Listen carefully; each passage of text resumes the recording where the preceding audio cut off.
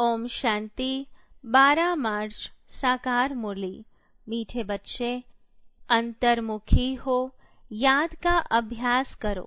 Check करो कि आत्मा अभिमानी और परमात्मा अभिमानी कितना समय रहते हैं। प्रश्न, जो बच्चे एकांत में जाकर आत्मा अभिमानी बनने की प्रैक्टिस करते हैं, उनकी निशानी क्या होगी? उत्तर, उनके मुख से कभी उल्टा सुल्टा बोल नहीं निकलेगा। दूसरा, भाई भाई का आपस में बहुत लव होगा, सदा शिरखंड होकर रहेंगे। तीसरा, धारणा बहुत अच्छी होगी, उनसे कोई विकर्म नहीं होगा। चौथा, उनकी दृष्टि बहुत मीठी होगी, कभी देह अभिमान नहीं आएगा। पांचवा, कोई को भी दुख नहीं देंगे। ओम शांति। रूहानी बच्चों प्रति सिर्फ रूह कहेंगे तो फिर जीव निकल जाता है, इसलिए रूहानी बच्चों प्रति रूहानी बाप समझाते हैं, अपने को आत्मा समझना है। हम आत्माओं को बाप से यह नॉलेज मिलती है। बच्चों को देही अभिमानी हो रहना है। बाप आए ही है बच्चों को ले जाने लिए। बल सतयुग में तुम आत्मा अभिमानी बनते हो, परंतु परमात्मा अभिमानी नहीं। यहाँ तुम आत्मा अभिमानी भी बनते हो तो परमात्मा अभिमानी भी, अर्थात हम बाप की संतान हैं। यहाँ और वहाँ में बहुत फर्क है। यहाँ है पढ़ाई, वहाँ पढ़ने की बात नहीं। यहाँ हर एक अपने को आत्मा समझता है और बाबा हमको पढ़ाते हैं। इस निश्चय में रहकर सुनेंगे तो धारणा बहुत अच्छी होगी, आत्मा अभिमानी बनते जाएंगे। इस अवस्था में टिकने की मंजिल बहुत बड़ी है। सुनने में बहुत सहज लगता है। बच्चों को यही अनुभव सुनाना है कि हम कैसे अपने को आत्मा और दूसरे को भी आत्मा समझ बात करते हैं। बाप कहते हैं, मैं भले इस शरीर में हूँ, परंतु मेरी यह असूल की प्रैक्टिस है। मैं बच्चों को आत्मा ही समझता हूँ, आत्मा को पढ़ाता हूँ। भक्ति मार्ग में भी आत्मा पाठ बजाती आई है, पाठ बजाते बजाते पतित बनी है। अब फिर आत्मा को पवित्र बनना है। सो जब तक बाप को परमात्मा समझकर याद नहीं करेंगे तो पवित्र कैसे बनेंगे? इस पर बच्चों को बहुत अंतर्मुखी हो, याद का अभ्यास करना है। नॉलेज सहज है, बाकी यह निश्चय पक्का रहे कि हम आत्मा पढ़ते हैं, बाबा हमको पढ़ाते हैं, तो धारणा भी होगी और कोई विकर्म नहीं होगा। ऐसे नहीं, इस समय हमसे कोई विकर्म नहीं होता है। विकर्माजीत तो अंत में बनेंगे। भाई भाई की दृष्टि बहुत मीठी रहती है, इसमें कभी देह अभिमान नहीं आएगा। बच्चे समझते हैं बाप की नॉलेज बड़ी डीप है। अगर ऊंच ते ऊंच बनना है तो यह प्रैक्टिस अच्छी रीति करनी पड़े, इस पर गौर करना पड़े। अंतर्मुखी होने के लिए एकांत भी चाहिए।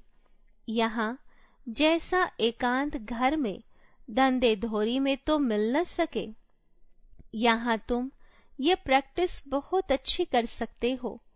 आत्मा को ही देखना पड़े, अपने को भी आत्मा समझना है। यह प्रैक्टिस यहाँ करने से आदत पड़ जाएगी। फिर अपना चार्ट भी रखना चाहिए, कहाँ तक आत्मा अभिमानी बने हैं। आत्मा को ही हम सुनाते हैं, उनसे ही बातचीत करते हैं। यह प्रैक्टिस बहुत अच्छी चाहिए। बच्चे समझते होंगे यह बात तो ठीक है, देह अभिमान निकल जाए और हम आत्मा अभिमानी बन जाए। धारणा करते और कराते जाएं। कोशिश कर अपने को आत्मा समझ बाप को याद करना। यह चार्ट बड़ा डीप है, बड़े बड़े महारथी भी समझते होंगे। बाबा जो दिन प्रतिदिन सब्जेक्ट देते हैं विचार सागर मंथन करने के लिए, यह तो बहुत बड़ी पॉइंट्स है।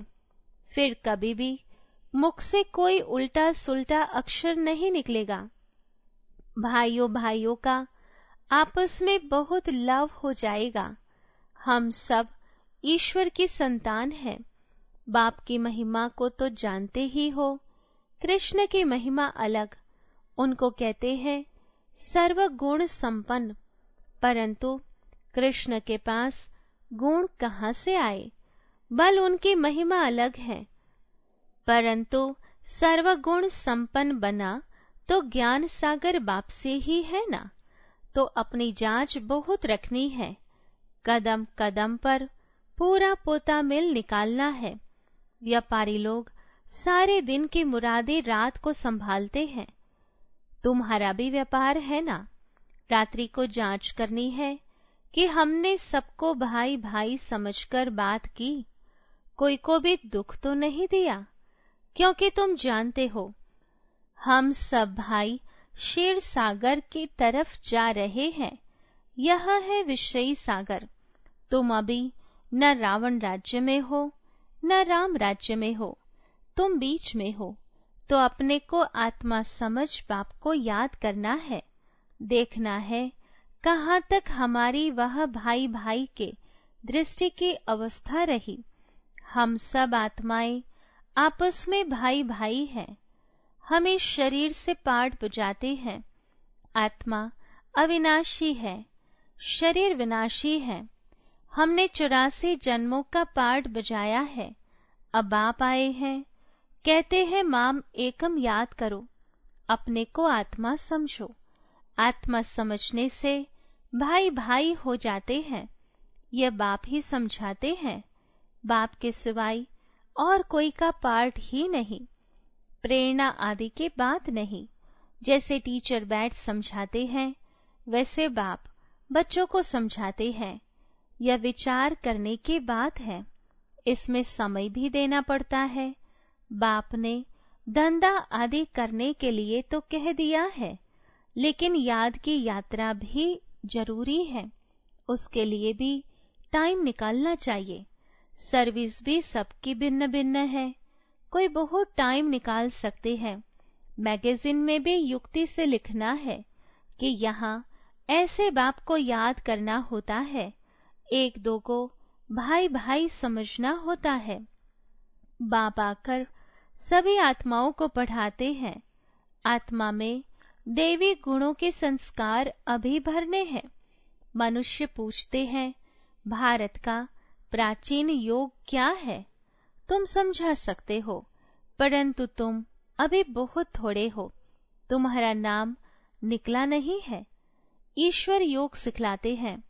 जरूर उनके बच्चे भी होंगे, वह भी जानते होंगे। यह किसी को भी पता नहीं है। निराकार बाप कैसे आकर पढ़ाते हैं, वह खुद ही समझाते हैं। मैं कल्प कल्प संगम युग पर आकर खुद बताता हूँ कि मैं ऐसे आता हूँ, किसके तन में आता हूँ। इसमें मूंझने की बात नहीं। यह बना बनाया ड्रामा है। एक में ही आता हूँ, प्रजापिता ब्रह्मा द्वारा स्थापना। यह मुरब्बी बच्चा पहले पहले बनते हैं। आदि सनातन देवी देवता धर्म स्थापन करते हैं, फिर वही पहले नंबर में आते हैं। इस चित्र पर समझानी बहुत अच्छी है। ब्रह्मा सो विष्णु, विष्णु सो ब्रह्मा कैसे बनते हैं, यह और कोई समझा न सके। समझाने की युक्ति चाहिए। अभी तुम जानते हो बाबा कैसे देवता धर्म की स्थापना कर रहे हैं, कैसे चक्र फिरता है। इन बातों को और कोई जान न सके तो बाप कहते हैं ऐसे ऐसे युक्ति से लिखो। यथार्थ योग कौन सिखला सकते हैं? यह मालूम पड़ जाए तो तुम्हारे पास ढेर आ जाए। इतने बड़े आश्रम जो है सब हिलने लग पड़ेंगे। यह पिछाड़ी को होना है। फिर वंडर खाएंगे कि इतनी सब संस्थाएं भक्ति मार्ग की है, ज्ञान मार्ग के एक भी नहीं, तब ही तुम्हारी विजयी होगी। यह भी तुम जानते हो, हर 5000 वर्ष के बाद बाप आते हैं। बाप द्वारा तुम सीख रहे हो, औरों को सिखलाते हो कैसे किसको लिखत में समझाना है। यह सब कल्प कल्प युक्तियां निकलती हैं, जो बहुतों को पता पड़ जाता है। सिवाय बाप के एक धर्म की स्थापना कोई कर नहीं सकता। तुम जानते हो, उस तरफ है रावण, इस तरफ है राम। रावण पर तुम जीत पाते हो। वह सब है रावण संप्रदाय। तुम ईश्वरीय संप्रदाय बहुत थोड़े हो। भक्ति का कितना शो है। जहाँ जहाँ पानी है वहाँ मेला लगता है। कितना खर्चा करते हैं, कितने डूबते मरते हैं। यहाँ तो ऐसी बात नहीं। फिर भी बाप कहते हैं, आश्चर्यवत मेरे को पहचानती, सुनंती, सुनावंती, पवित्र रहंती, फिर भी अहो माया तेरे द्वारा हार खावंती। कल्प कल्प ऐसे होता है, हार खावंती भी होते हैं। माया के साथ युद्ध है, माया का भी प्रभाव है। भक्ति को तो हिलना ही है। आधा कल्प तुम प्रारब्ध भोगते हो, फिर रावण राज्य से भक्ति शुरू होती है। उनकी निशानियां भी कायम है। विकार में जाते हैं, फिर देवता तो रहे नहीं। कैसे विकारी बनते हैं, यह दुनिया में कोई जानते नहीं। शास्त्रों में लिख दिया है, वाम मार्ग में गए। कब गए यह नहीं समझते हैं। यह सब बातें अच्छी रीति समझने और समझाने की है। यह भी तब समझे जब निश्चय बुद्धि हो। उनकी कशिश होगी, कहेंगे ऐसे बाप से हमको मिलाओ। परंतु पहले देखो, घर जाने के बाद वह नशा रहता है, निश्चय बुद्धि रहते हैं। भल याद सतावे, चिट्ठी लिखते रहे, आप हमारे सच्चे बाबा हो। आपसे ऊंचा वर्षा मिलता है। आपसे मिलने बिगर हम रह नहीं सकते। सगाई के बाद मिलना होता है, सगाई के बाद तड़फते हैं। तुम जानते हो, हमारा बेहद का बाप, टीचर, साजन आदि सब कुछ है। और सबसे दुख मिला, उनकी एवज में बाप सुख देते हैं। वहां भी सब सुख देते हैं। इस समय तुम सुख के संबंध में बंध रहे हो। यह पुरुषोत्तम बनने का पुरुषोत्तम युग है। मूल बात है, अपने को आत्मा समझना है। बाप को प्यार से याद करना है। याद से खुशी का पारा चढ़ेगा। हमने सबसे जास्ती भक्ति की है, धक्के बहुत खाए। अब बाप आया है वापस ले जाने, तो जरूर पवित्र बनना है। देवी गुण धारण करने हैं, पोता मेल रखना है। सारे दिन में कितने को बाप का परिचय दिया। बाप का परिचय देने बिगर सुख नहीं आता। तड़फन लग जाती है। यज्ञ में बहुत विघ्न भी पड़ते हैं, मारे खाते हैं। और कोई सत्संग नहीं जहाँ पवित्रता की बात हो। यहाँ तुम पवित्र बनते हो तो असुर लोग विघ्न डालते हैं। पावन बनकर घर जाना है। संस्कार आत्मा ले जाती है। कहते हैं युद्ध के मैदान में मरेंगे तो स्वर्ग में जाएंगे, इसलिए खुशी से लड़ाई में जाते हैं। तुम्हारे पास कमांडर, मेजर, सिपाही आदि कहाँ कहाँ से आते हैं। स्वर्ग में कैसे जाएंगे। लड़ाई के मैदान में मित्र संबंधी याद आते हैं। अब बाप समझाते हैं, सबको वापस जाना है। अपने को आत्मा समझो, भाई भाई समझो। बाप को याद करो। जो जितना पुरुषार्थ करेंगे उतना उच्च पद पाएंगे। वो लोग कहते हैं हम भाई भाई हैं, परंतु अर्थ नहीं जानते, बाप को ही नहीं जानते। लोग समझते हैं हम निष्काम सेवा करते हैं, हमको फल की इच्छा नहीं, परंतु फल तो जरूर मिलना है। निष्काम सेवा तो एक बाप ही करते हैं। बच्चे जानते हैं बाप की कितनी ग्लानि की है, देवताओं की भी ग्लानि की है। अब देवताएं किसी की हिंसा तो कर नहीं सकते, यहाँ तो तुम डबल अहिंसक बनते हो। न काम कटारी चलाना, न क्रोध करना। क्रोध भी बड़ा विकार है। कहते हैं बच्चों पर बहुत क्रोध किया। बाप समझाते हैं थप्पड़ आदि कभी नहीं मारना। वह भी भाई है, उनमें भी आत्मा है। आत्मा छोटी बड़ी नहीं होती है। यह बच्चा नहीं, परंतु तुम्हारा छोटा भाई है। आत्मा समझना है, छोटे भाई को मारना नहीं चाहिए।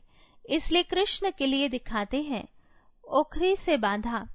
वास्तव में ऐसी बातें है नहीं, यह भिन्न भिन्न शिक्षाएं हैं। बाकी कृष्ण को क्या परवाह पड़ी है मक्खन की। यह महिमा भी करते हैं उल्टी चोरी की। तुम महिमा करेंगे सुलटी।